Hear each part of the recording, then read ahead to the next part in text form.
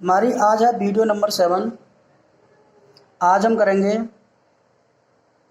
Fund basis account. तो क्या होता है फंड बेसिस अकाउंट?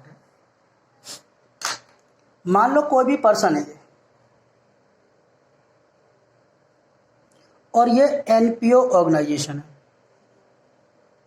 अगर ये पर्सन एनपीओ को डोनेशन देता है तो ये डोनर होता है और ये हमें डोनेशन दे रहे हैं और यहाँ पर अकाउंटेंट बैठा है। तो ये पर्सन इस एनपीओ को डोनेशन देगा तो इसके दो पर्पस बता सकता है कि आप ये लो पैसा जैसे मर्जी है वैसे यूज कर लो, तो उसको तो हम बोलते हैं जनरल डोनेशन, जिसका कोई नो स्पेसिफिक पर्पस हो।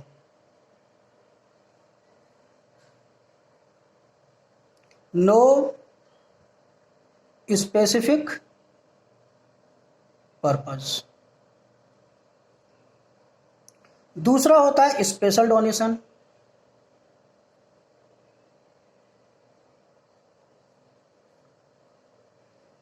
और ये पर्सन बता देगा कि जो ये डोनेशन है मैं किस पर्पज के लिए दे रहा हूँ। जैसे मान लो बिल्डिंग बनाने के लिए दे रहा है तो इसको हम बोलेंगे डोनेशन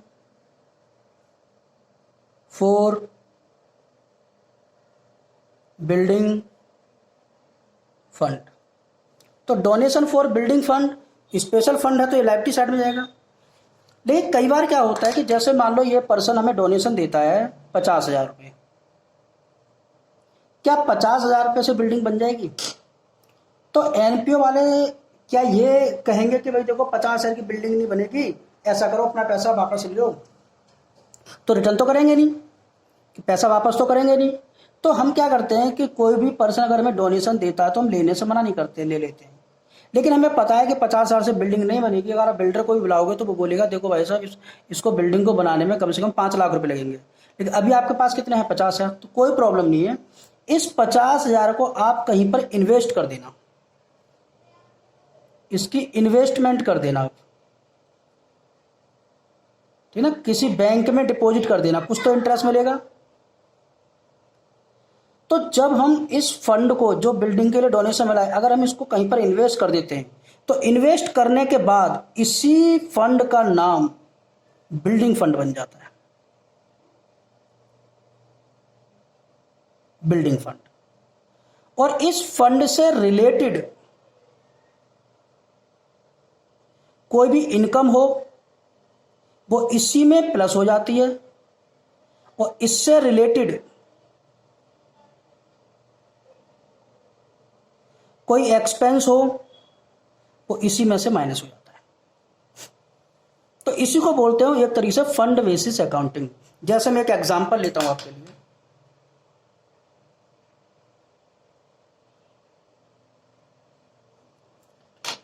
हमें दिया है एक टूर्नामेंट फंड, मान लेते हैं 50,000 दिया है। दूसरा रिसीप्ट्स फ्रॉम टूर्नामेंट से कुछ हमें रिसिप्ट्स मिली है, मान लो 5,000 की, और कुछ खर्चे हो गए एक्सपेंस ऑन टूर्नामेंट पर, मान लेते हैं 10,000। तो इसकी ट्रीटमेंट हम कैसे करेंगे? तो टूर्नामेंट फंड है और ये हमारी लायबिलिटी होती है तो इसे लायबिलिटी साइड में हम शो करेंगे।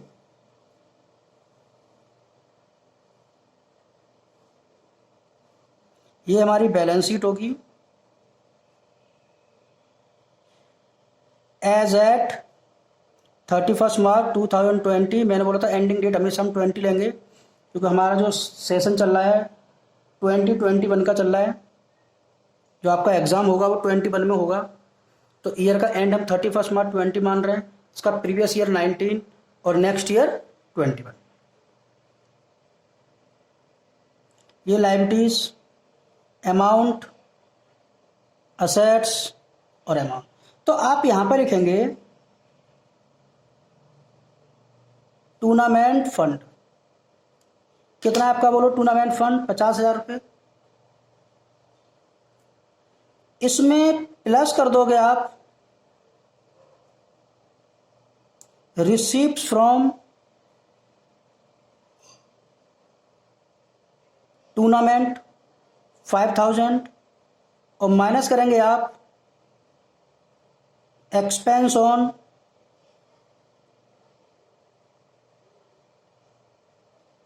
टूर्नामेंट 10,000। तो आपने 50,000 5,000 ऐड करो, 10,000 माइनस करो, आपका बचेगा ये 45,000। 3 मार्क्स का क्वेश्चन आ जाता है ये। बस हो गया सॉल्यूशन। इसको बोलते हैं फंड बेसिस अकाउंट। चलिए आगे, कोई दिक्कत नहीं। एग्जाम्पल हम सेकंड ले लेते हैं।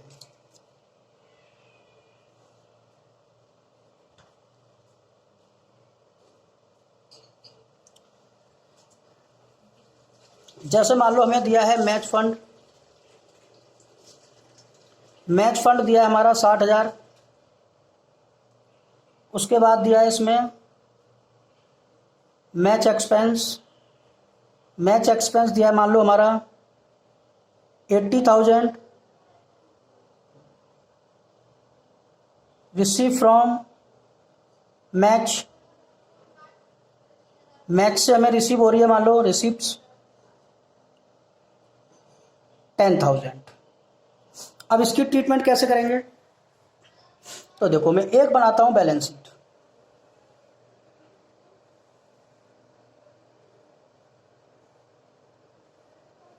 और एक बनाऊंगा मैं income and expenditure account.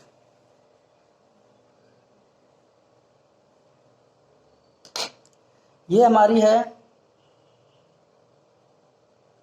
Balance sheet as eight 31 मार्च 2020, और ये हमारा income and expenditure account for the year ended 31 मार्च 2020। ये हमारी लायबिलिटी साइड है, अमाउंट। ये हमारी असेट साइड है और amount. Expenditure, amount, income and amount. तो देखो, मैच फंड हमें पता है हमारी लायबिलिटी होती है। जितने भी फंड होंगे वो सब की सब लायबिलिटी, क्योंकि स्पेशल पर्पज के लिए पैसा दिया गया था, और स्पेशल पर्पज के लिए कोई भी चीज कोई पे करता है तो उसे हम लायबिलिटी साइड में शो करते हैं। मैंने बताया था, चाहे वो जनरल डोनेशन हो, ये भी लायबिलिटी साइड में आएगा,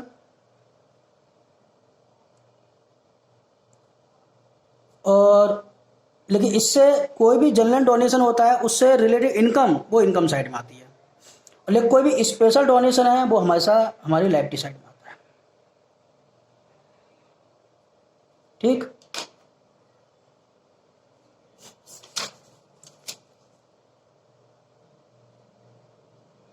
मैच फंड लायबिलिटी होगी हमारी।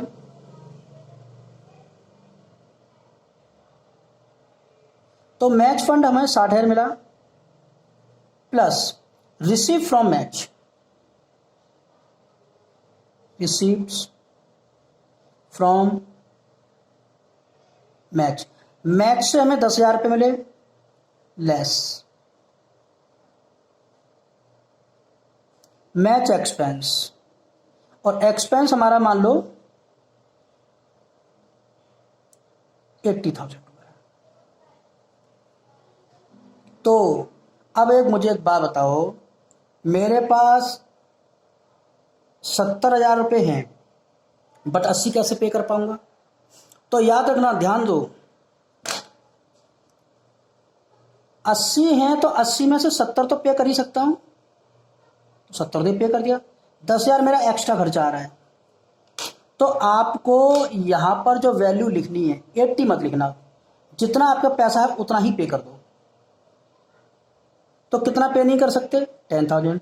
तो ये आपका खर्चा है, तो इस 10,000 को आप एक्सपेंडिचर में दिखा दो, टू मैच एक्सपेंस। कितना? 10,000। बताओ, कोई दिक्कत हो तो? अब मैं आपको एक बात बता दूं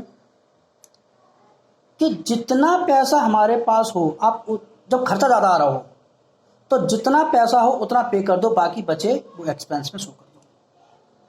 कोई दिक्कत है तो बता दो।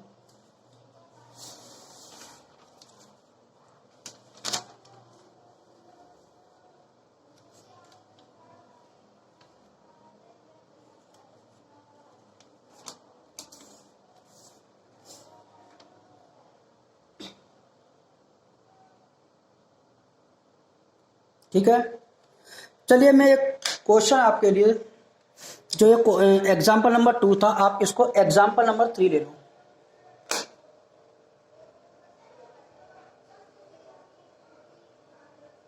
Example 3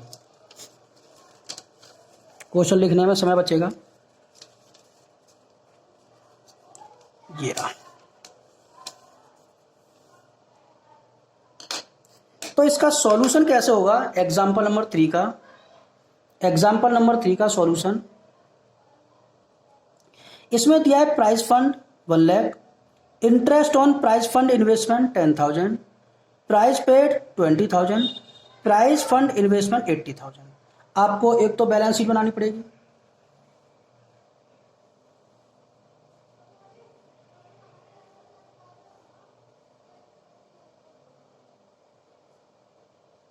balance sheet as eight जो भी डेट दी हो, लायबिलिटीज, अमाउंट, असेट्स और अमाउंट। ठीक है, अब इसमें दिया है प्राइस फंड, तो प्राइस फंड आपको पता होना चाहिए, लायबिलिटीज होती है आपकी। तो प्राइस फंड है आपका, मान लो 1 lakh rupees. Interest on price fund investment, यानी जो भी हमने प्राइस से रिलेटेड इन्वेस्टमेंट किया उसका इंटरेस्ट जो मिलेगा वो इसी में ऐड होगा। Interest on price fund investment कितना है बोलो? 10,000। फिर इसमें से एक्सपेंस हुआ है तो मैं यहां लिख दूंगा प्राइस पेड 20,000। ठीक है, कोई दिक्कत है बताओ? इसमें दिया है प्राइस फंड इन्वेस्टमेंट, तो इन्वेस्टमेंट है तो असेट्स आएगी, इन्वेस्टमेंट है तो प्राइस फंड इन्वेस्टमेंट 80,000 हो गया। बस क्या दिक्कत है? फंड बेसिस अकाउंटिंग मेरे ख्याल से कोई प्रॉब्लम वाली बात नहीं होनी चाहिए। तो ये एग्जाम्पल नंबर 3 का एक सॉल्यूशन था, एग्जाम्पल नंबर 3 का। ठीक है, तो एक छोटा सा क्वेश्चन है ये, ऐसा मैंने कराया था आपको अभी। टूर्नामेंट फंड दिया है, टूर्नामेंट एक्सपेंस दिया है, रिसीव फ्रॉम टूर्नामेंट दिया है। इसको आप एग्जाम्पल नंबर 4 ले लो।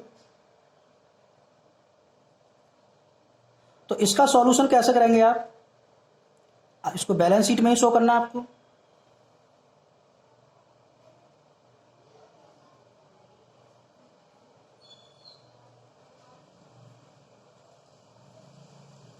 एज एट 31 मार्च 2020 लायबिलिटीज, अमाउंट, असेट्स और अमाउंट। तो यहां पर दिखा दो आप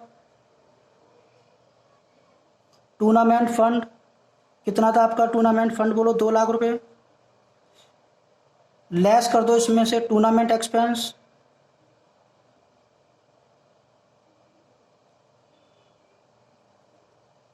$60,000, प्लस कर दो इसमें रिसीव फ्रॉम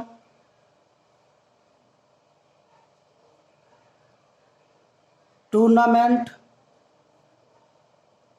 80,000। आपने 60 माइनस किया है, 80,000 प्लस किया, 20,000 एक्स्ट्रा प्लस किया है, तो आपकी बैलेंस शीट में आएगा 2,20,000। मेरे को नहीं लगता कोई प्रॉब्लम वाली बात है इसमें। 2-3 एग्जाम्पल और कराऊंगा मैं, कोई दिक्कत है बताओ इसमें, सही से समझ लो।